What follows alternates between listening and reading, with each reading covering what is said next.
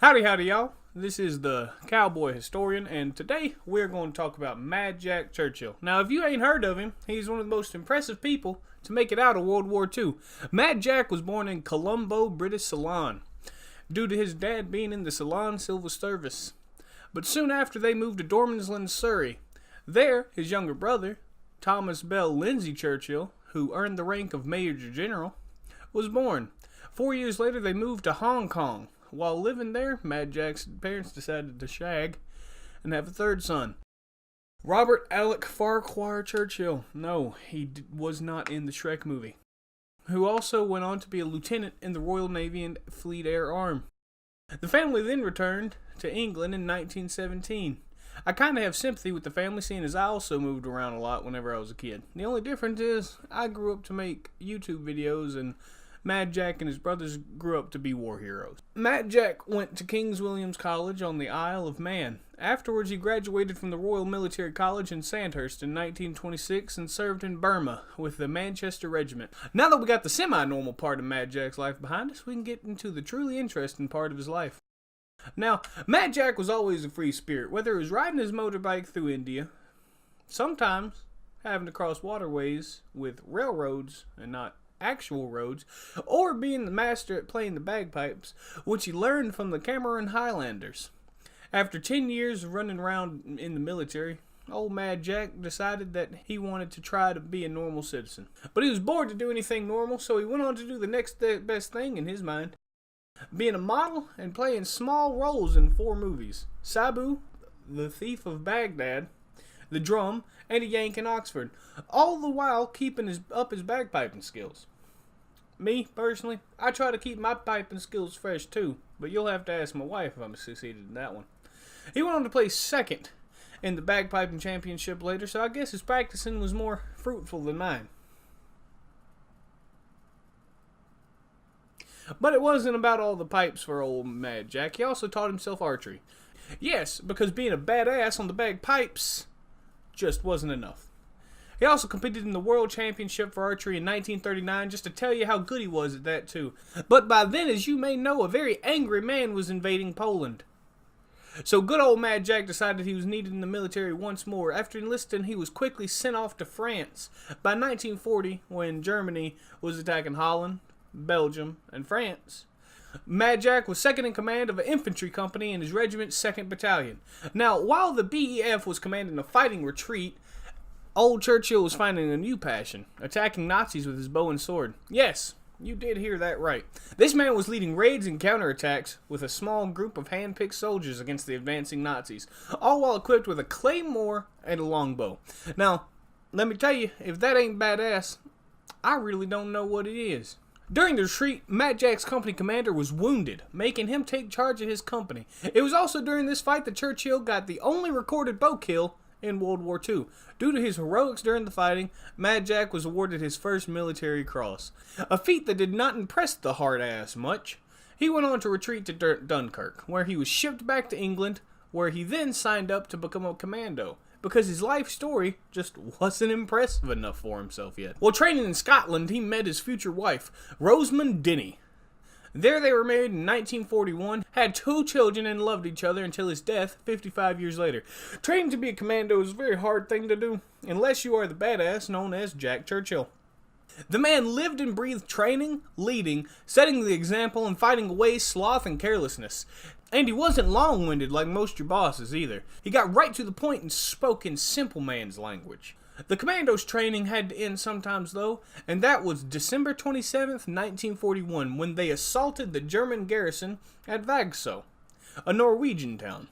Mad Jack was there leading 2 companies during the attack, but in typical Mad Jack fashion, he was perched in the leading boat, blaring his pipes, playing the March of the Cameron Men.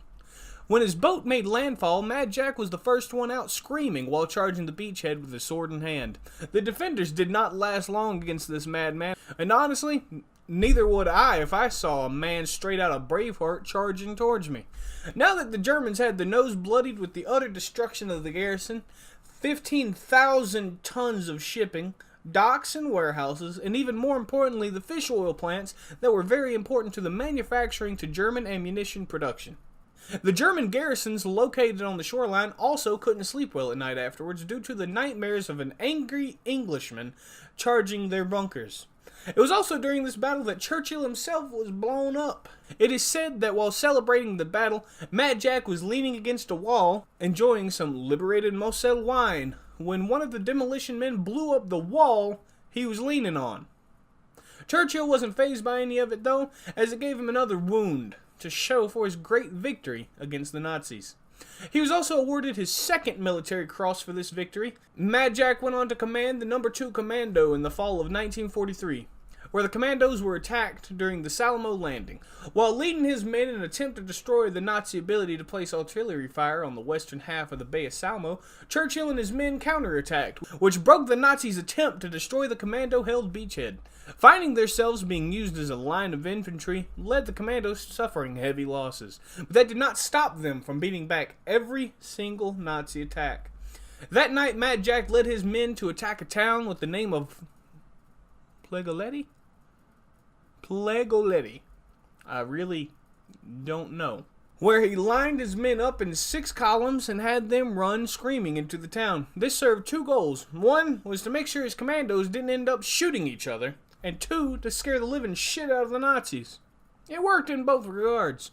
And I can't blame the Nazis for being scared either. Could you just imagine all the explosions and gunfire you heard coming from the shoreline, and then right as it quieted down, you heard screaming Brits coming towards you from every direction? That's fucking terrifying.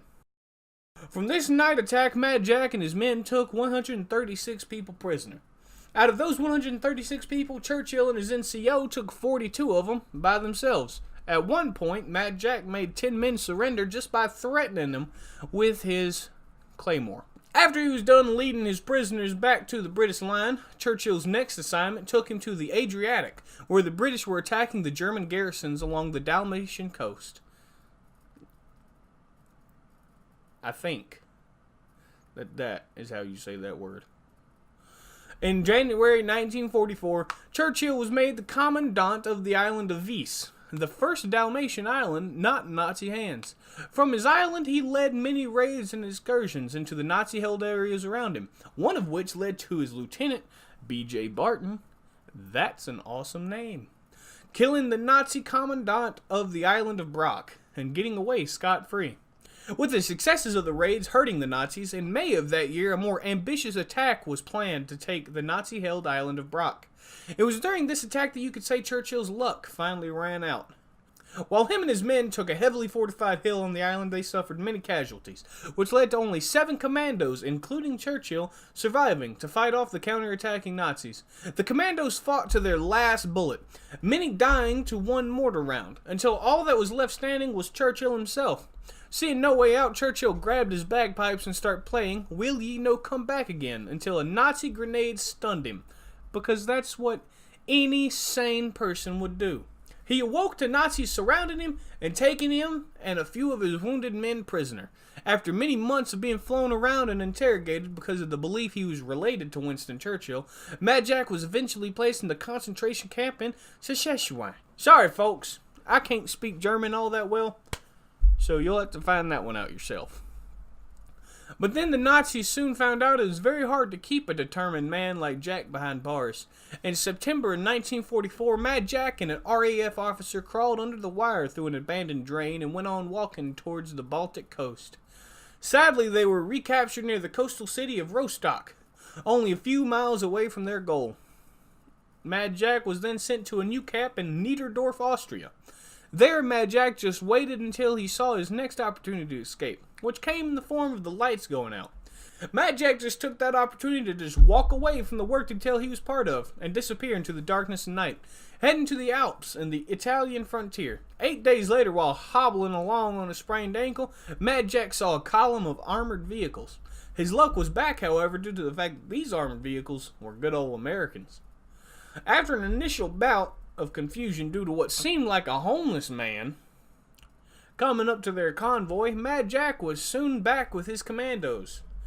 Churchill was disappointed to find out that the European war was all but over, and that he had missed most of the fighting while imprisoned. But, on the plus side, he still had the Japanese to fight, so Mad Jack left Europe and headed to Burma.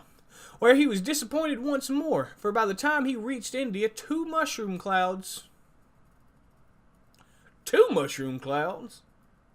were rising above Japan. Mad Jack went on to complain that if it hadn't been for those damn Yanks, we could have kept the war going on for another 10 years.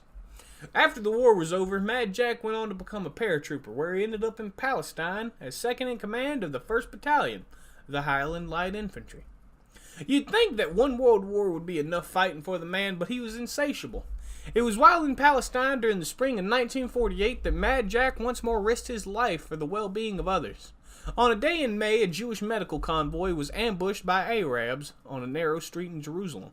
Mad Jack rushed to their aid with the only escort he had available, an open-top Bren gun carrier and a small police armored car armed with a machine gun.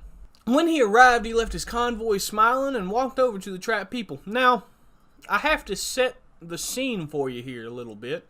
Remember that this man got out of his armored car, dressed in a kilt, a Glengarry bonnet, red and white dice stockings, a Sam Brown belt, and white spats, wearing all of that while walking to an active battlefield, smiling, and swinging his walking cane around. Now, I can't tell you what the definition of insanity is, but I'm pretty sure that's it. After walking through the battle raging around the Jewish convoy, Churchill spoke to the occupants of one bus and offered to drive his big armored personnel carrier down to the convoy and make as many trips as possible to evacuate the patients and their medical personnel. He warned that there may be casualties as they moved back and forth to the British vehicle. The Jews asked him if he could first drive off the attacking Arabs, but as there were hundreds of them and he only had 12 men with him, he sadly could not. The Jews went on to deny his offer of help in favor of the idea that the Haganah would come through to save them. Churchill tried to change their minds, but no one was biting. Returning to his convoy, Mad Jack supported the Jewish convoy with small arms fire until Arab gasoline bombs and rifle fire destroyed the Jewish vehicles and most of their passengers. The Haganah never arrived to save them, and due to that, 77 Jewish people died in that narrow street. Mad Jack went on to evacuate 700 Jews from Jerusalem later on while Arabs were attacking. In his later years, Churchill served as an instructor at the Land-Air Warfare School in Australia, where he learned how to surf. After returning to England, he designed his own board. He was the first man to ride Severn River's 5-foot tidal bore, and he was awarded 2 awards of the Distinguished Service Order when he retired from the military in 1959. But he didn't get lazy in his retirement, going on to work as a Ministry of Defence civilian overseeing the training of Cadet Force Young'uns in the London district. Mad Jack lived a relatively quiet retirement and passed away at his home in Surrey in the spring of 1996. But his story is still as impressive as the days that he made it. This man was just about the most impressive man I can think of, and that is why he is my choice for the very first video that I make. Hopefully I did this story some justice and entertained you all watching. If you have anything you'd like to add, or if you have any recommendations of people that I should make a video about, please leave a comment down below. And if you like this video and would like to see more videos like it, please leave a like and subscribe.